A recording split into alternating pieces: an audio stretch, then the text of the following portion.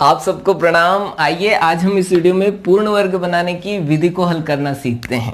इस विधि को भी हल करने के लिए यहाँ अपन 3 स्टेप अप्लाई करते हैं। पहले स्टेप में आपको क्या करना रहेगा, एक्स स्क्वायर का गुणांक देखना रहेगा। एक्स स्क्वायर का गुणांक, जो भी एक्स स्क्वायर का गुणांक हो उसका पूरी समीकरण में आपको क्या करना है, भाग देना है। तो देखिए अभी यहाँ पर एक्स स्क्वायर का गुणांक अपने पास क्या है, 2 है।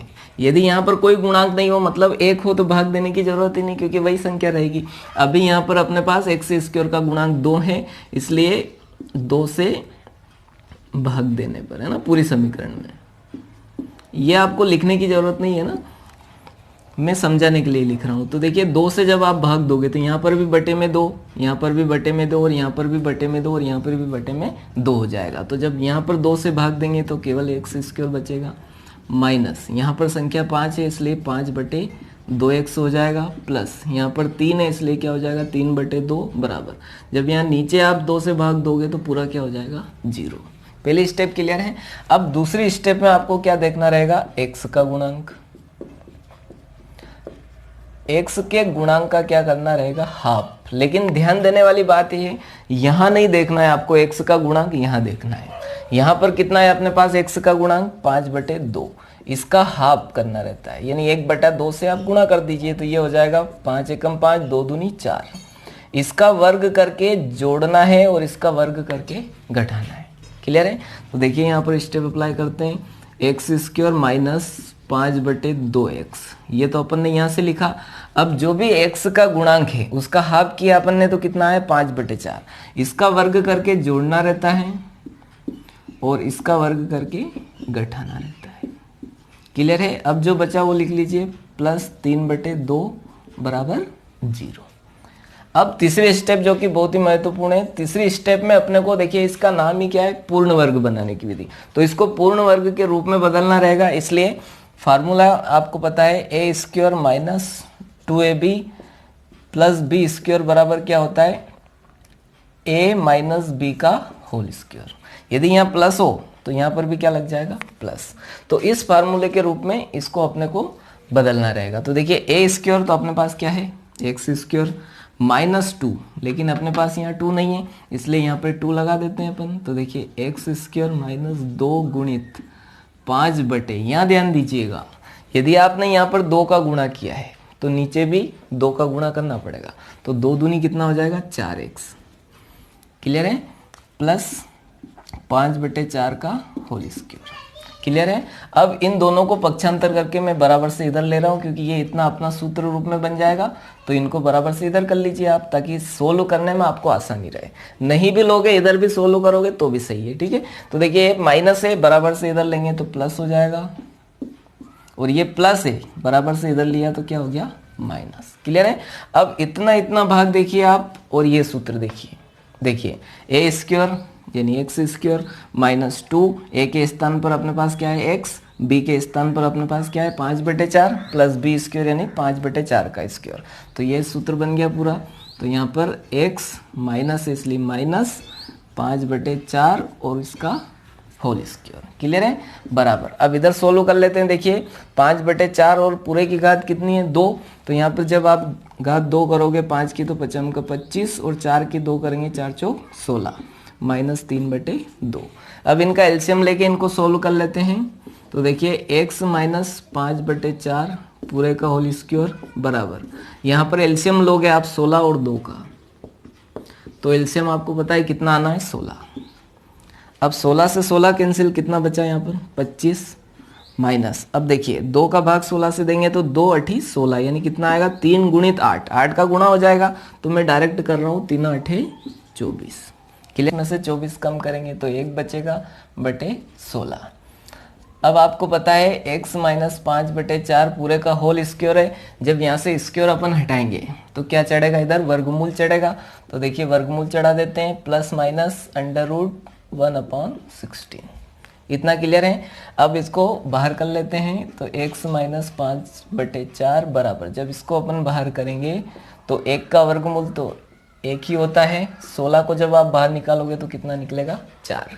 अब इसको बराबर से इधर कर लेते हैं पक्षांतर। तो x बराबर 5/4 प्लस माइनस 1/4।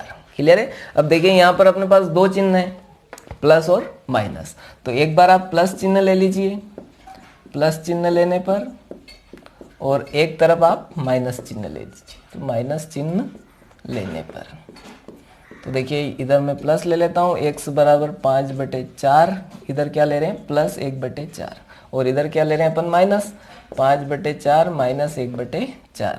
जब सोल्व करेंगे तो देखिए एलसीएम यहाँ पर 4 है इसलिए 4 आना है, ऊपर बचेगा 5 + 1।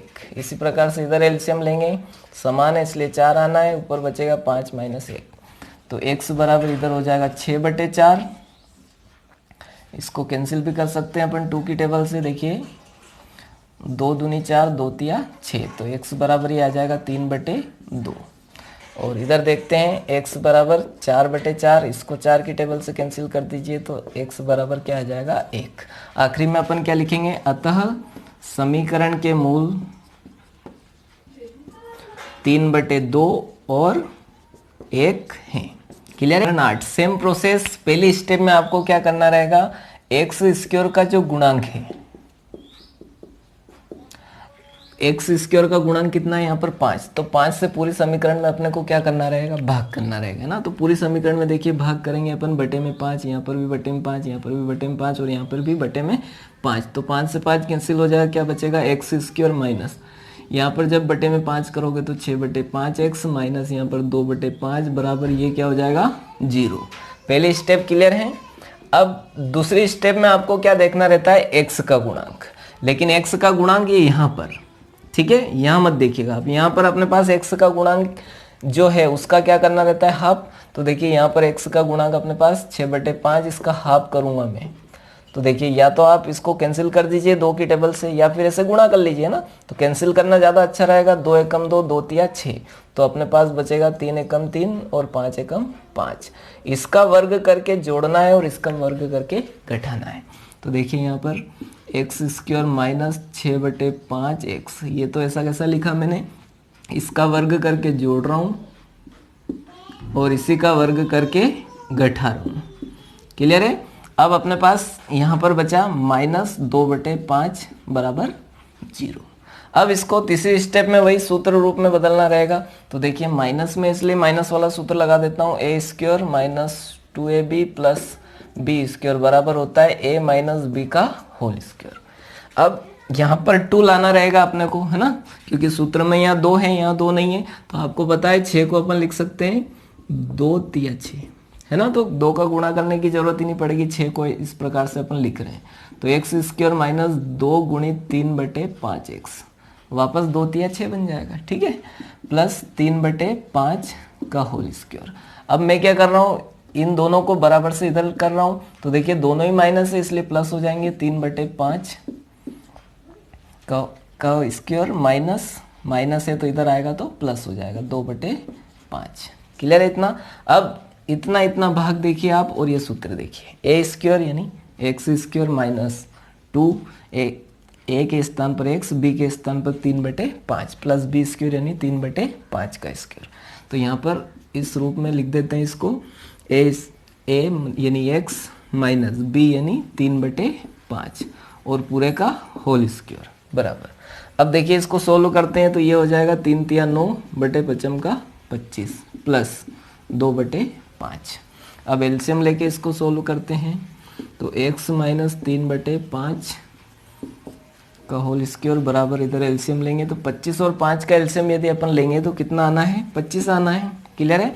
अब देखिए 25 से 25 कैंसिल, कितना बचेगा यहाँ पर 9 प्लस यहाँ पर 5 से जब भाग देंगे तो 5 आएगा, तो 2 गुणित यहाँ पर 5 का गुणा हो जाएगा, तो 5 दूनी कितना हो जाएगा 10। क्लियर है। अब इनको जोड़ लेते हैं अपन, x माइनस 3/5 का होल स्क्वायर बराबर 10 और 9 कितने हो गए 19 बटे, और ये वर्ग जो है आपको पता है ये वर्ग हटेगा तो इस पर वर्गमूल चढ़ेगा, है ना, तो वर्गमूल के साथ प्लस माइनस लगेगा, तो प्लस माइनस अंडर रूट के अंदर 19/25। क्लियर है इतना। अब जब इसको बाहर निकालेंगे अपन वर्गमूल से तो x माइनस 3/5 बराबर प्लस माइनस 19 तो बाहर नहीं निकलेगा इसलिए 19 अंदर रह जाएगा, और 25 को जब अपन बाहर निकालेंगे तो कितना बाहर निकलेगा 5। क्लियर है। अब इसको बराबर से इधर कर लेता हूं मैं पक्षांतर करके, तो x बराबर 3/5 है ना, ये माइनस है, इधर लिया तो क्या हो गया प्लस, और ये प्लस माइनस √19/5 यहाँ पर है ही सही।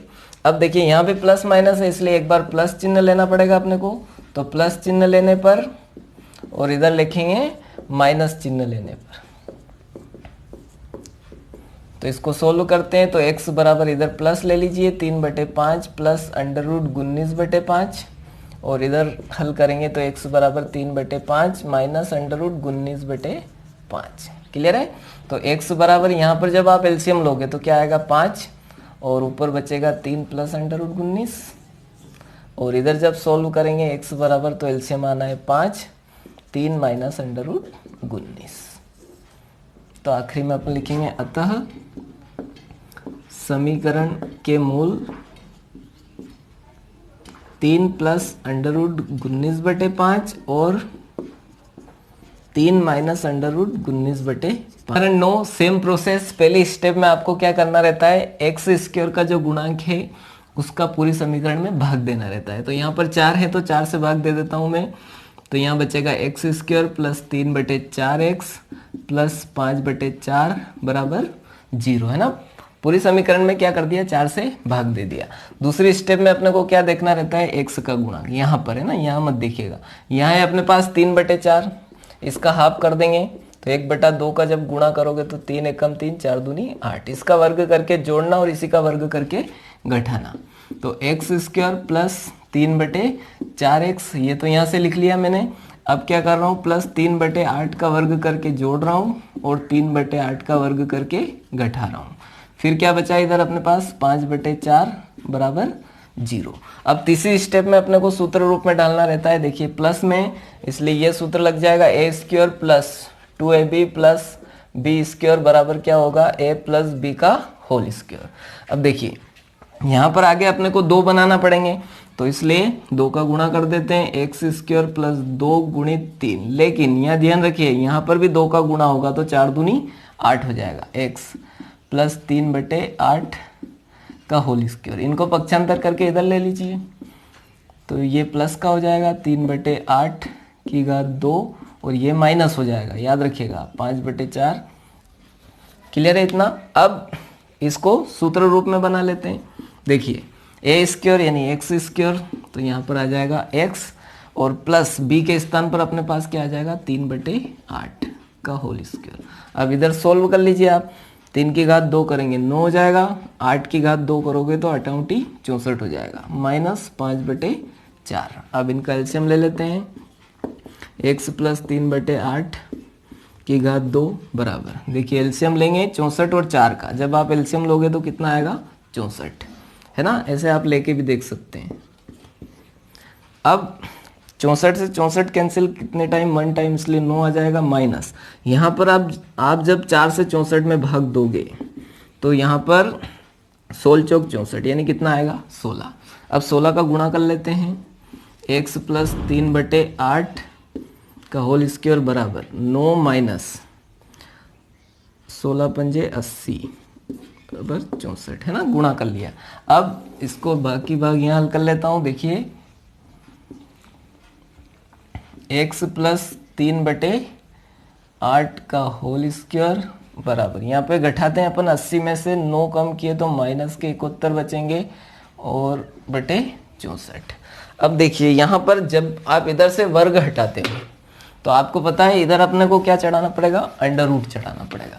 अब अंडर रूट चढ़ाएंगे अपन तो यहाँ पर ये संख्या काय में है, माइनस में। तो आपने देखा कि जब भी अपन कोई संख्या का वर्ग करते हैं तो यदि वो माइनस में भी हो तो काय में हो जाती है, प्लस में।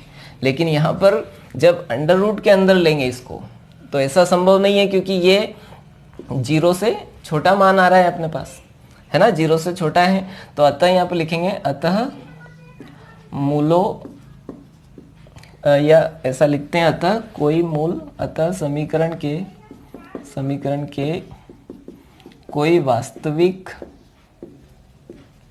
मूल नहीं है।